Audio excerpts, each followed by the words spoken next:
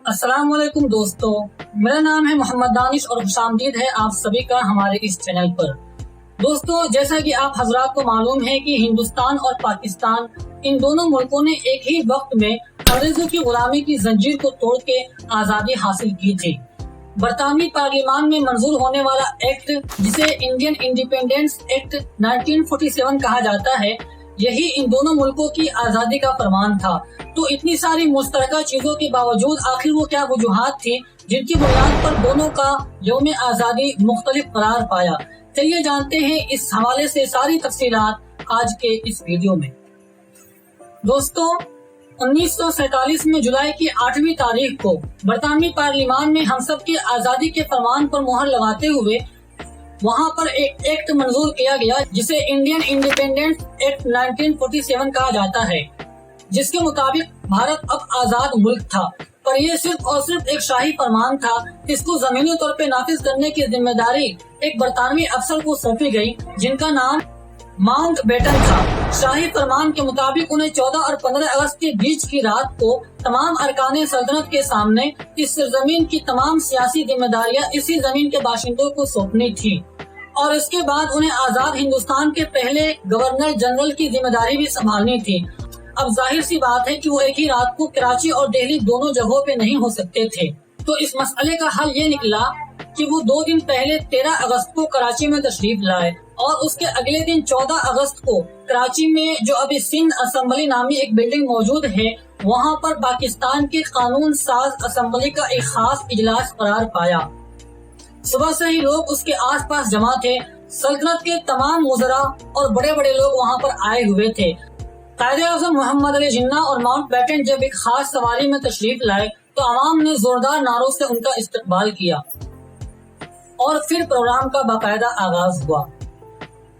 सबसे पहले mount baton ने खिताब करते हुए मोहम्मद अली जिन्ना को मुखातब करके उन्हें मुबारकबाद दी और मुस्तकबिल में मुल्क के अंदर अमन शांति बनाए रखने और जमहूरी कवानीन की पासदारी करने की उम्मीद जाहिर की और फिर पाकिस्तानी अवाम को मुबारकबाद देते हुए और उनके लिए बेहतर मुस्तकबिल की दुआ करते हुए अपनी तकरीर खत्म की और बड़े ही साफ साफ लफ्जों में कहा, tomorrow the government of the new dominion of Pakistan will rest in your hand, यानी कल से पाकिस्तान के तमाम सियासी अख्तियारात और तमाम पॉलिटिकल पावर सब तुम्हारे हाथ में होंगे। दोस्तों, यही से कुछ लोग पाकिस्तान पर एतराज करते हुए कहते हैं कि इस फरमान के मुताबिक पाकिस्तान 14वें अगस्त के कल यानी 15 अगस्त को आजाद हुआ, तो इस तरीके से उन लोगों का 14 अगस्त को जश्न आजादी मनाना बेबुनियाद और बातिल है।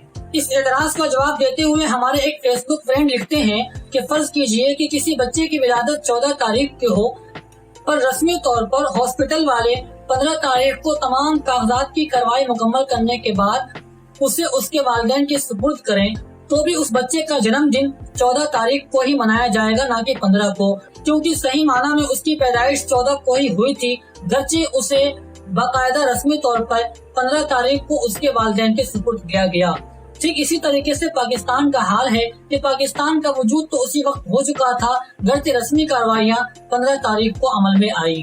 बहरहाल सही माना में पाकिस्तान का यौम वजूद 14 है या 15, इस बात को जाहिर करने के लिए मैं आपके सामने कुछ फैक्ट रखना चाहता हूँ। जिस असेंबली के अंदर पाकिस्तान को उसके सियासी अख्तियारात सौंपे गए थे, उसी असेंबली में कायदे-ए-आज़म मोहम्मद अली जिन्ना ने अवाम को मुखातब करते हुए कहा था कि 15 अगस्त 1947 के मुकर्ररा दिन 2 आजाद और खुद मुख्तार ममलिकतें यानी पाकिस्तान और हिंदुस्तान मारिज़े वजूद में आएंगी। इसका मतलब ये कि उन्होंने साफ तौर पे खुद इकरार किया कि पाकिस्तान के आजादी का दिन 15 तारीख है।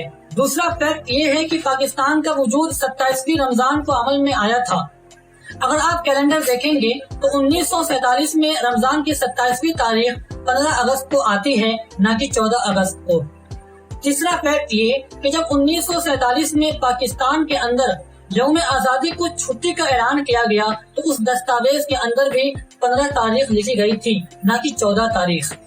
इसके अलावा और भी बहुत सारे दलाइल और शवाहिद हैं जिनकी बुनियाद पर इस बात में कोई शक नहीं रह जाता कि पाकिस्तान का यौम क़याम 15 अगस्त है, न कि 14 अगस्त। तो फिर आगे क्या हुआ, ये डिफरेंस क्यों पैदा हुआ? इसके लिए हमें जाना होगा क़याम पाकिस्तान के तकरीबन 1 साल बाद बरोज़े मंगल 29 जून 1948 को। बरोज़ मंगल 29 जून 1948 को उस वक्त के वजीर आजम लियाकत अली खान की ज़ेर सदारत एक इजलास मुनक़िद हुआ, जिसमें सल्तनत के तमाम अरकान और तमाम वज़रा ने शिरकत की। इस इजलास में ये करार पाया कि आइंदा से हमारा जश्न आज़ादी 14 तारीख को मनाया जाएगा, न कि 15 तारीख को। इस इजलास के बाद इसमें लिए गए फैसले की एक कॉपी कायदे आजम मोहम्मद अली जिन्ना के पास भेज दी गई, जिसमें ये साफ साफ लिखा गया था कि हमने ये तय किया है कि हमारा जश्न आज़ादी 14 तारीख को मनाया जाएगा। लेकिन यह फैसला हतमी नहीं था। इस फैसले को हतमी बनाने का इख्तियार कायदे आजम मोहम्मद अली जिन्ना को था। आखिरकार कायदे आजम मोहम्मद अली जिन्ना की रजामंदी की मोहर लगा देने के बाद पाकिस्तान का जश्न आज़ादी हमेशा हमेशा के लिए 14 तारीख को करार पाया। पर जैसा कि आप देख सकते हैं, इस फाइल के अंदर ना तो इस बात का कोई जिक्र है कि ये तजवीज किसकी थी, और ना ही इस बात का कोई जिक्र है कि इसकी मुवाफकत में क्या दलाइल दिए गए थे, और ना ही इसकी मुवाफकत में दिए जाने वाले दलाइल का जिक्र किसी बहुत ज्यादा मोतबर दस्तावेज में मिलता है। लोग इसके पीछे बहुत सारे वजूहात पर यकीन रखते हैं। कुछ लोग मानते हैं कि ऐसा सिर्फ और सिर्फ इसलिए हुआ क्योंकि पाकिस्तान अपना जश्न हिंदुस्तान से अलग मनाना चाहता था, और कुछ लोग मानते हैं कि चूंकि पाकिस्तान का वक्त हिंदुस्तान से तकरीबन आधा घंटा पहले चलता है, तो इस हिसाब से 15 अगस्त रात 12 बजे जब हिंदुस्तान आजाद हुआ तो उससे आधा घंटा पहले पाकिस्तान मारिज़ वजूद में आ चुका था। और इसके अलावा और बहुत सारी थ्योरीज और नजरियात हैं जिनकी तफसील आपको इंटरनेट पर और दीगर किताबों में तफसील से मिल जाएंगी। पर ख्याल रहे कि ये सब के सब बस नजरियात हैं। सही माना में इसके वजूहात क्या थे, इसके दलाइल क्या थे, ये तो वही लोग जान सकते हैं जो उस मजलिस के अंदर शरीक थे। दोस्तों, मेरा ये वीडियो बनाने का मकसद किसी को गलत ठहराना नहीं है। यकीनन पाकिस्तान अपने दिगर उमूर के साथ साथ इस अमर में भी आजाद है कि वो जब चाहे अपना जश्न आज़ादी मनाए, किसी को उससे कोई सरोकार नहीं। पर जब बात तारीखी तहकीकात और नॉलेज की आती है तो एक एक चीज को गौर से देखना ये हमारी जिम्मेदारी और हमारा हक बनता है। बहरहाल हम आज का ये वीडियो खत्म करते हैं।